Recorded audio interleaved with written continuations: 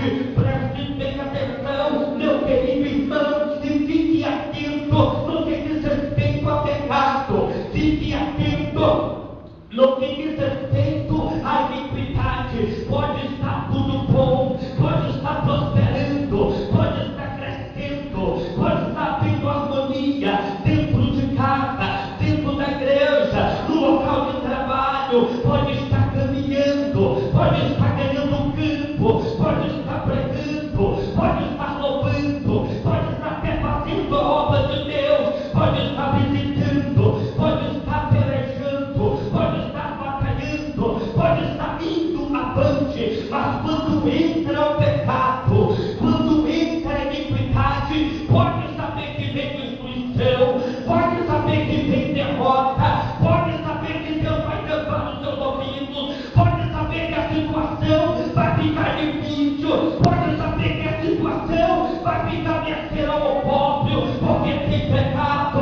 porque tem iniquidade, porque tem transgressão. Quer ver uma coisa que nos afasta da presença de Deus? Quer ver uma coisa que interrompe todas as bênçãos de Deus que nos alcançar? Está escrito em Provérbios capítulo 14, versículo número 34: a justiça exalta as nações, mas o pecado é o opróbrio dos povos. O pecado destrói, o pecado rouba, o pecado ele traz a miséria, o pecado mata, você observa um monte de homens, um monte de mulheres, um monte de jovens morrendo de assassinatos, morrendo de bala perdida, morrendo por ocasião de estupro, morrendo dentro dos seus lares por consequência de violência doméstica. Aí você observa, aí você analisa, você observa o estado do Espírito Santo.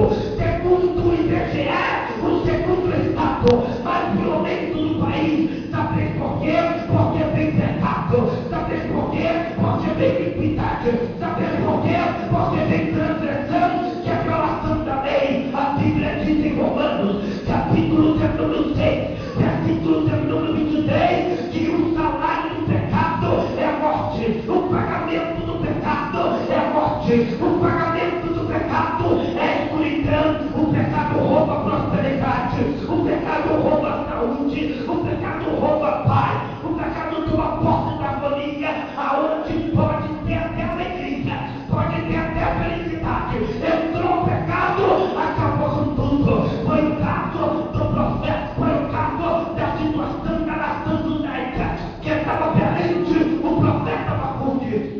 Ele tem sua responsabilidade. Abacuque ele se levanta diante daquela nação, dentro de uma nação ímpia, dentro da nação dos caldeus babilônicos, uma nação pecadora, uma nação ímpia, uma nação iníqua prosperando, uma nação perversa crescendo, uma nação perversa indo adiante, vencendo batalhas, vencendo guerra, vencendo luta, enquanto Abacuque, um servo de Deus, enquanto Abacuque, um homem de Deus, um profeta inconformado com a situação daquela época, estava merecendo, não somente ele, mas também toda a nação de Judá. Preste bem atenção, uma das coisas que me chama a atenção no livro do profeta Abacuque, isso apontando para a sua pessoa, isso apontando para a sua pessoa, é que ele é um homem inconformado. Inconformado com o que, pastor Jonathan?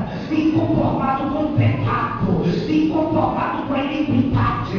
Sabe o que estava acontecendo naquela época, nos dias desse profeta? Inversor de valores. O que é inversor de valores? Inversor de valores é nada mais que nada menos inverter aquilo que é bom, aquilo que é saudável, aquilo que é certo, aquilo que é correto em situações inóspitas. Valores estavam sendo ali invertidos, vilipendiados e destruídos. Um exemplo de inversão de valores: o casamento é um grande valor, o casamento é instituído e estabelecido por Deus, mas muitos preferem viver no divórcio, muitos preferem viver no adultério, muitos preferem viver na fornicação. Sabem por quê?